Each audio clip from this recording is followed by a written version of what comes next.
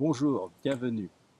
Vous voulez démarrer une nouvelle entreprise, vous voulez créer votre start-up et vous n'avez pas les connaissances financières nécessaires ou peut-être tout simplement vous les avez oubliées. Je vous propose donc de les revoir ensemble au cours de ces quelques vidéos. Nous verrons comment d'abord calculer le bénéfice, ensuite identifier les moyens nécessaires au démarrage, calculer le montant des capitaux à investir et enfin, ce qui est le plus important, savoir éviter le dépôt de bilan. Donc, allons-y, démarrons par savoir calculer le résultat.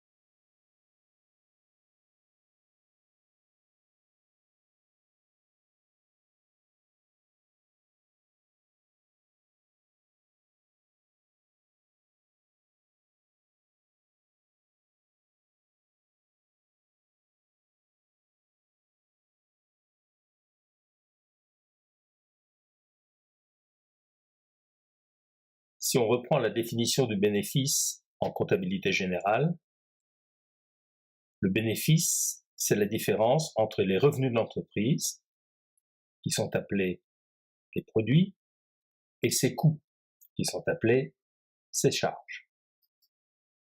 Comme en général les produits ne sont pratiquement que des ventes, on oublie les produits financiers, les produits exceptionnels, le bénéfice, c'est donc la différence entre les ventes de l'entreprise et ses coûts.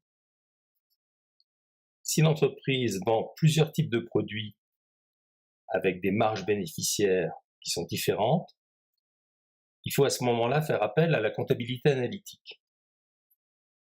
Celle-ci va calculer le résultat par type de produit. Le résultat des produits de type 1 sont les ventes des produits de type 1 moins les coûts des produits de type 1. Le résultat des produits de type 2 sont les ventes des produits de type 2 moins les coûts des produits de type 2 et bien sûr le résultat global de l'entreprise est la somme des résultats par type de produit. Première définition importante, les coûts se divisent en coûts directs et coûts indirects. Un coût direct est un coût qui se rattache directement à un type de produit et qui donc ne concerne pas un autre type de produit. Par exemple, le coût d'achat des marchandises de type 1 ne concerne que les marchandises de type 1 et pas du tout les marchandises de type 2. C'est donc un coût direct.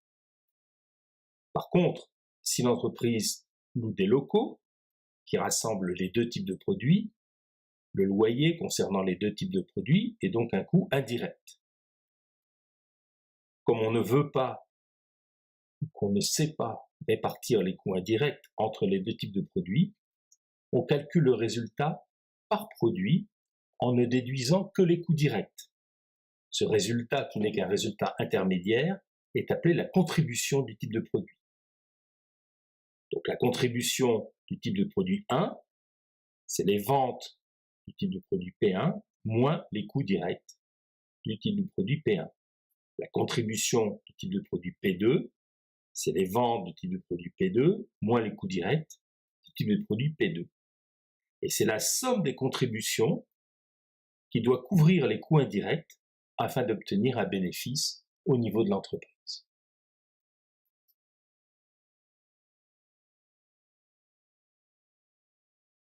Maintenant, on va s'intéresser qu'à un seul type de produit. Donc, uniquement les ventes de ce type de produit et les coûts directs pour calculer la contribution.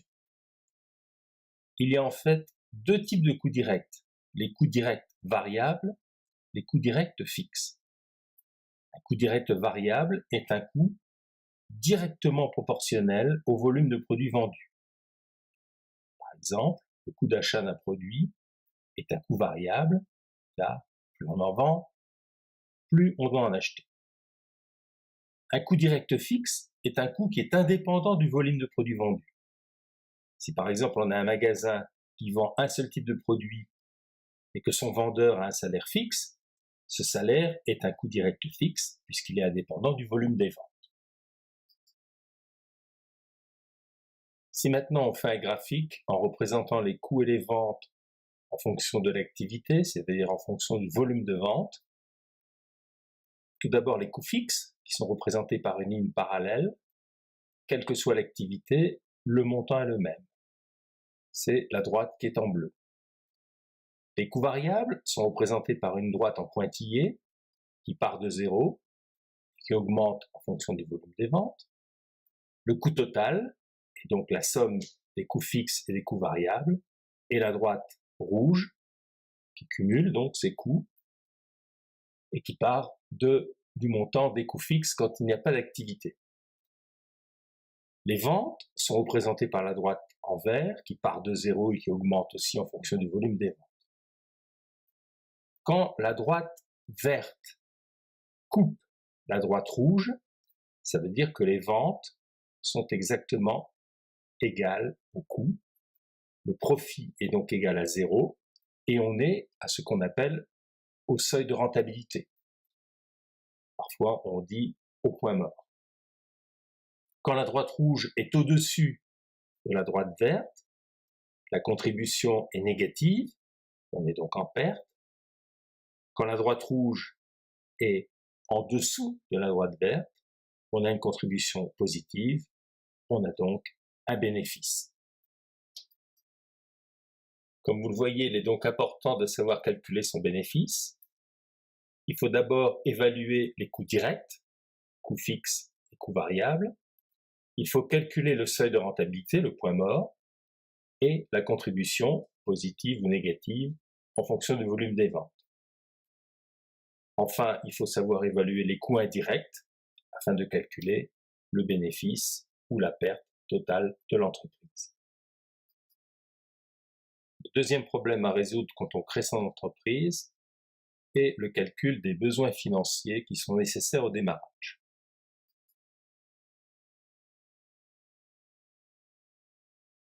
Pour cela, il faut identifier deux types de besoins financiers qui sont indiqués en bleu sur le schéma, les immobilisations, appelées IMO, et le besoin en fonds de roulement, qui est appelé BFR. Le premier besoin, c'est l'actif immobilisé corporel et incorporel. Normalement, les produits des ventes doivent couvrir les coûts de l'entreprise. L'entreprise sera alors bénéficiaire et va, comme on dit, gagner de l'argent. Mais l'entreprise a besoin aussi d'acheter, peut-être, des équipements, c'est-à-dire de l'actif immobilisé corporel, d'acheter peut-être de l'actif immobilisé incorporel, comme par exemple un fonds de commerce. Ces équipements, ce fonds de commerce, serviront plusieurs années, et donc le montant investi ne sera couvert qu'après plusieurs années d'activité. Le montant investi en immobilisation corporelle et incorporelle doit donc être financé. Le deuxième besoin est appelé actif économique. C'est le besoin en fonds de roulement. Ce besoin est nécessaire car dans une entreprise, il faut peut-être avoir du stock de marchandises pour faire face aux ventes. Il faut peut-être attendre le règlement des clients qui va prendre peut-être 1 mois ou 2 mois en moyenne. Cette trésorerie manquante est appelée le besoin en fonds de roulement et doit être donc financée. Bien sûr, les fournisseurs peuvent accorder aussi un crédit qui diminuera ce besoin en fonds de roulement. Mais en général, pour les entreprises nouvelles, ce crédit fournisseur n'est pas très important.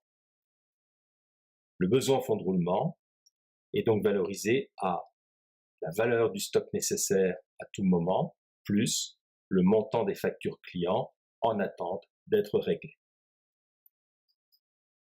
Voyons donc maintenant quel est le montant des capitaux à investir.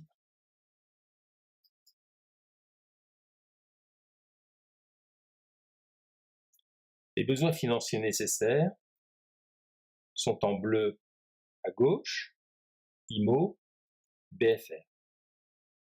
Il convient d'y ajouter un petit matelas de trésorerie, cash, en jaune, pour faire face à d'éventuels paiements qui n'auraient pas été prévus.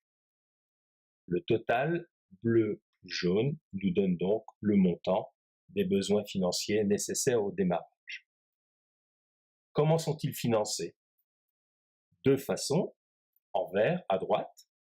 Tout d'abord, le capital apporté par les associés, qui est appelé capital investi, et le capital emprunté auprès des banques, que l'on va appeler dette bancaire.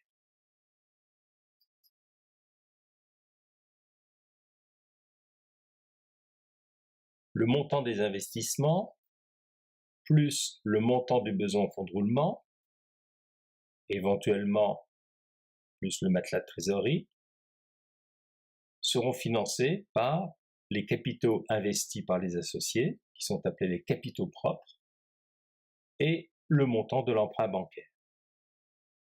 C'est là où va commencer la négociation de la répartition en fonction des ressources financières des associés et des offres de prêt des banques. Mais il faut savoir que le montant de l'emprunt bancaire sera en général inférieur au montant des capitaux propres apportés par les associés, sauf garantie exceptionnelle qui serait donnée par les associés pour les emprunts bancaires de l'entreprise. Dernier point maintenant, qu'en est-il de la trésorerie qui va irriguer l'entreprise? Il faut savoir que c'est le point crucial pour la pérennité de celle-ci. En effet, un dépôt de bilan est dans la majorité des cas provoqué par un manque de trésorerie.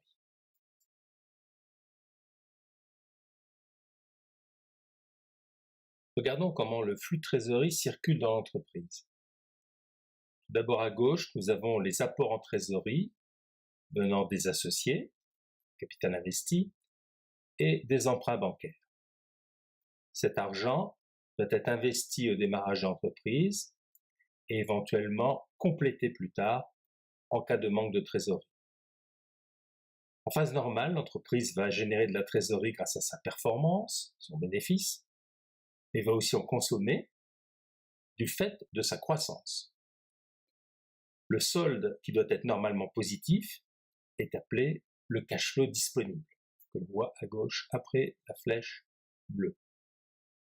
Avec ce cash flow disponible, il faudra penser à rembourser le banquier en payant les intérêts, en remboursant les emprunts.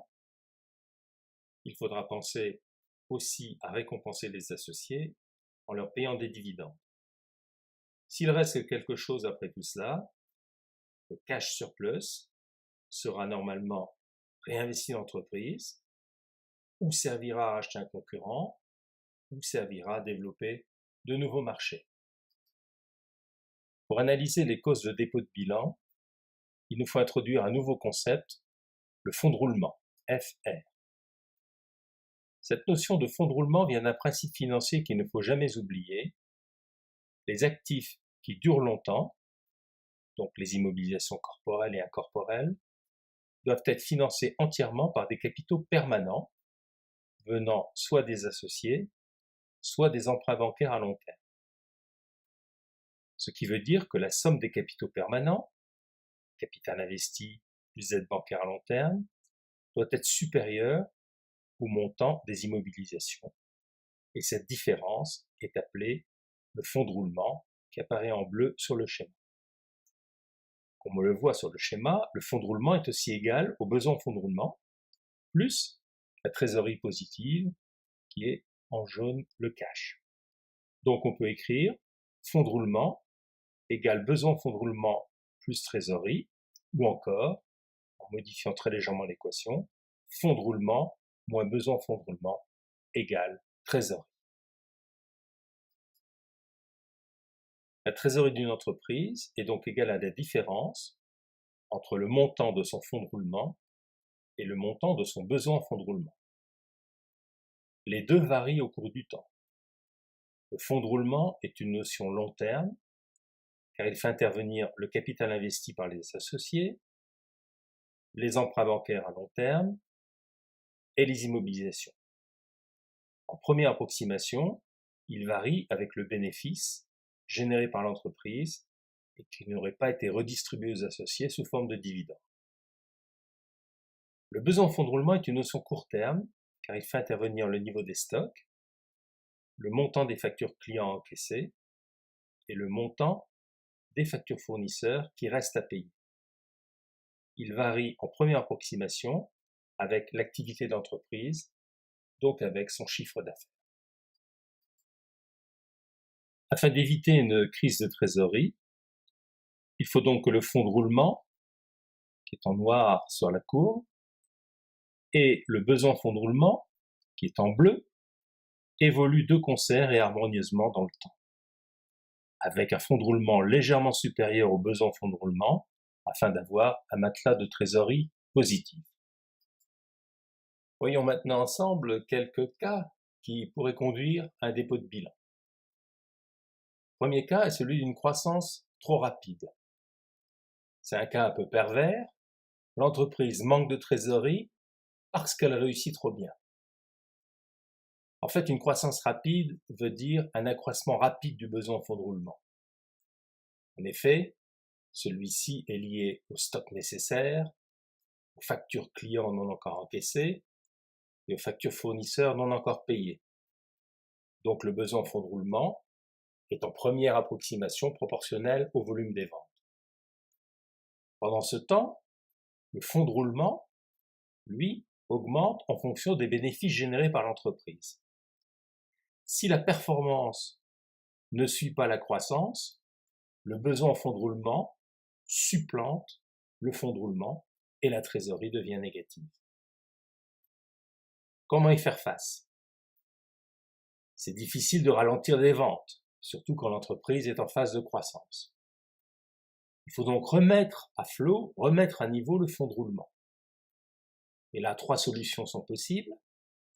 Première solution, emprunter de nouveau de l'argent auprès des banques. Ce n'est pas toujours facile, surtout quand l'entreprise est jeune.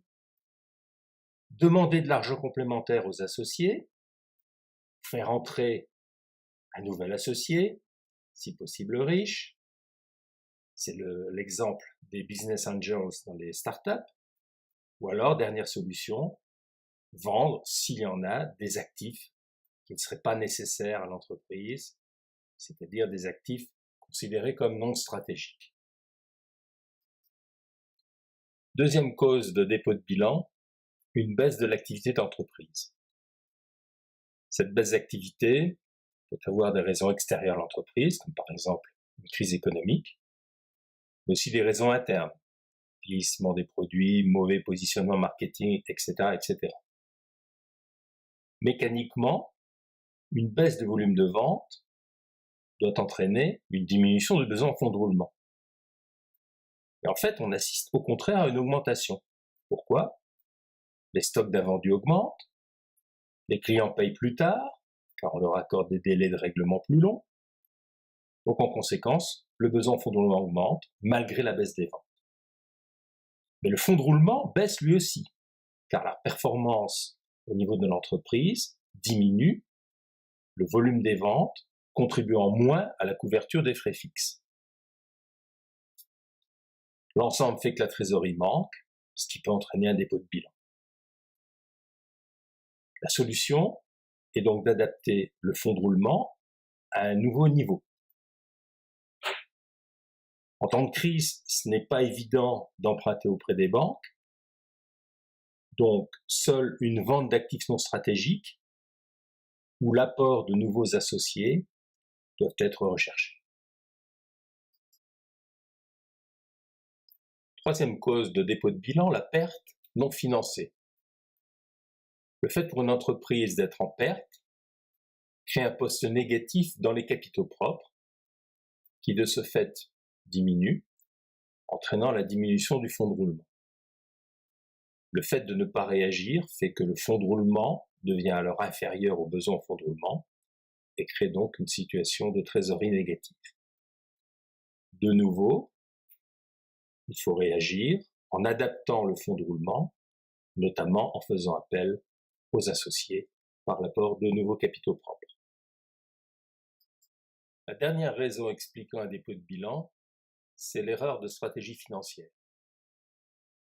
Nous nous trouvons dans le cas où une entreprise a un besoin en fonds de roulement négatif, ce qui veut dire que l'entreprise n'a pas besoin d'argent pour fonctionner au jour le jour, mais au contraire en génère. On trouve ce cas dans les entreprises qui ont peu ou pas de stock, qui encaissent très rapidement les factures de leurs clients. Il y a des clients qui payent comptant.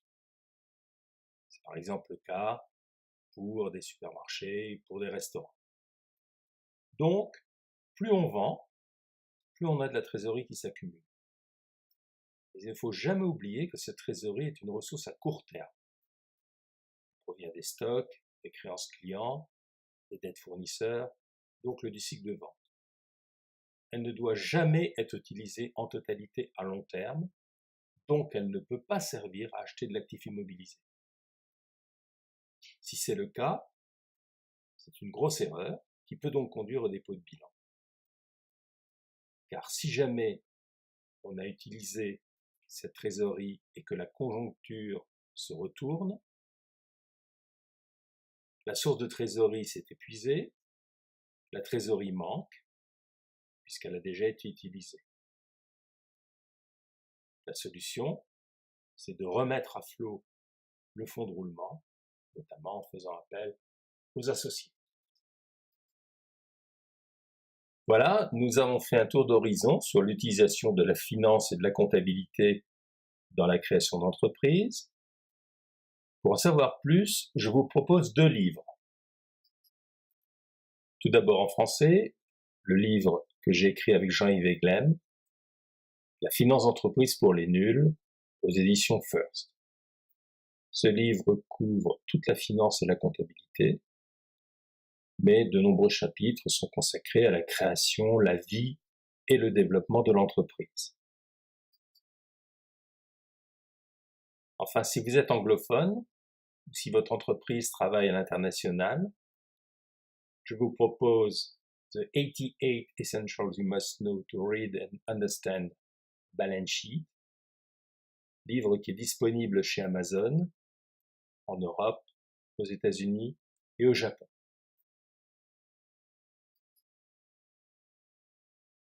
Je ne doute pas qu'avec vos nouvelles connaissances en comptabilité et en finance, votre entreprise sera un grand succès.